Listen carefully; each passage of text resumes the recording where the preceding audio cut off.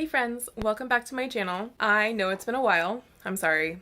I did so much reading in August, but I did not do any filming. I just got into this really crazy slump and didn't really feel like creating content, and I was kind of struggling with some mental health stuff this month, so I took a break from filming, but I'm back. And I don't want to let this whole month of reading go by without any comment because I did read 10 books. So, for the first time since my very first month on YouTube, which was last September, so I've been on YouTube for a year now, I am going to do a reading wrap-up for August.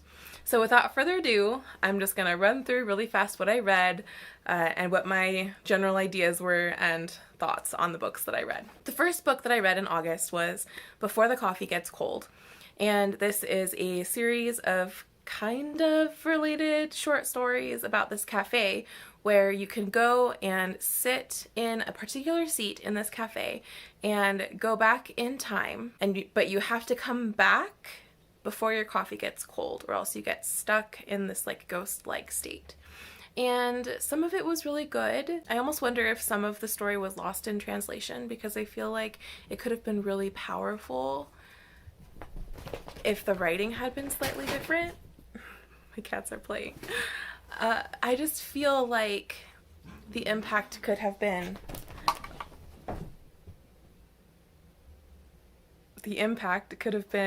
a little bit greater. Although there was one story that made me tear up. So overall I gave it 3 stars. I thought it was a really cool idea. It was really sad because a lot of the people who were wanting to go back in time were trying to reach people that they had missed opportunities with and missed chances of important communication. So overall it was good. The second book that I read in August was A Complicated Love Story in Space, and this was a complete surprise. I'd never heard of it before. I was hanging out at my friend Sierra's house and she read it out loud to me, the entirety of it. We read it out loud for hours together and then we did it over video chat for the rest of it, and it was such a fun special experience reading that with her. It was hilarious. It was full of like everything you want from a funny science fiction story, and the character development was great, and it's gay, so like what's not to love? The third book I read was Gallant, and this was for the Camp Spoopathon that happened at the beginning of the month, and I ended up giving that 5 stars. I absolutely loved it. The next was Camp So-and-So. I also read this for Camp Spoopathon. This one had a strong beginning, but not such a strong ending, so I gave it a 3 stars.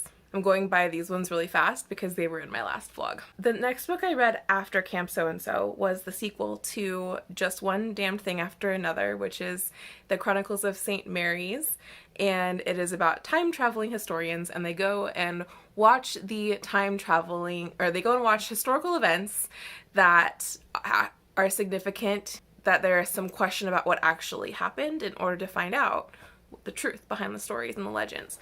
So it's really fast-paced, it's really fun, there's some dark moments to it, but it's really just an escapist read, honestly. And there's like 14 books in the series. So I read the second one, and then I also read the third one this month as well, and I really enjoyed them. They're so much fun. Next, I read The Map Makers by Tamsin Merchant, which is the second book to the Hat Makers, and I really liked that. I thought it was really cute. This story is the continuation from the first book where the main character is looking for her father and trying to find out what happened to him after he was shipwrecked, and that whole storyline is set up in the first book. So it is so cute. It's one of my favorite middle grade stories to read, and I was really glad that I was able to get to that this last month. Next, I read Lirael by Garth Nix, which is the sequel to Sabriel, and I always thought that you couldn't get better than Sabriel because it was one of my absolute favorites. As a kid, I read it over and over and over. Didn't really know there was a series, and then picked it up earlier this year, realizing that I wanted to read everything, and Lirael was amazing. It was so much better than Sabriel. Like, I loved Sabriel, but I felt like as a story, Lirael was much more cohesive and like the stakes were higher, and it was this huge honking story. It was a really girthy book, and I loved it. And it ends on a cliffhanger. So if you pick this up, make sure that you have the sequel, or the third book in the trilogy, which is Abortion, because you'll be so upset. It doesn't come to the conclusion from all of the events in the second book. You have to wait until the third book. So I quickly ordered that, like literally as soon as I finished reading it. It's on my coffee table now, and I will be reading it next month. After that, I read To Sleep in a Sea of Stars by Christopher Paolini. This is his giant sci-fi novel that I have been avoiding for a while because it's so huge, but I am so glad that I read that this month. It was so good. It was breathtaking in its scope and the giantness of everything that was happening in the story, but it was also really fast-paced, and so it felt like I didn't get bogged down in the technicalities of the science in this science fiction, which sometimes can happen because I don't have like the huge science brain. There was enough of it to make it feel like it was legit, but there was enough just like plot and story and forward motion that it didn't get me bogged down. So I thought it was beautifully written. I loved it. 5-star read. 100% recommend. So good. After that, I read The Hobbit, and that was the last book that I read in August in honor of the new Hobbit, or the new Lord of the Rings in honor of the new Lord of the Rings show that is coming out, which I haven't actually watched the first episode of yet. I am skeptical. We'll see how it goes, but Lord of the Rings is my absolute favorite. It is like my first love, so I had to commemorate the coming of this new season of Lord of the Rings with reading my favorite book, one of my favorite books of all time, which was The Hobbit.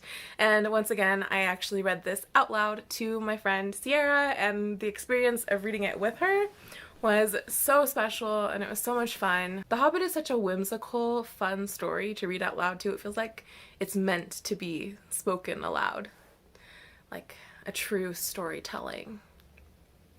Anyway, before I wax poetic on the wonderfulness of Tolkien and his works, I'm gonna wrap it up. I didn't want to make this super long. I just wanted to give you an idea of what I read this month, what I felt about the things that I read, and overall it was a really great reading month. I just didn't do any vlogging.